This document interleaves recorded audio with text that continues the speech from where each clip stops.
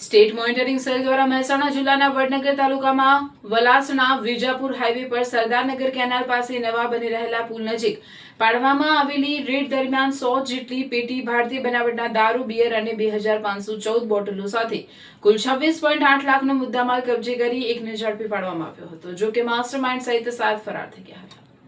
State monitoring સેલના police sub inspector SV ગર્જરના નેતૃત્વમાં હાથ ધરાયેલી કાર્યવાહીમાં રાજસ્થાનના પ્રકાશ ચંદ શ્રીરામજી બિશ્નોઈને સ્થળ પરથી ઝડપી પાડવામાં આવ્યો હતો, જ્યારે સમગ્ર દારૂના નેટવર્કનો મુખ્ય સૂત્રધાર ગણાતા અનિલ જગદીશ પ્રસાદ પંડ્યા સહિત 7 આરોપીઓ ફરાર થઈ જતા તેમને વોન્ટેડ જાહેર કરવામાં આવ્યા છે।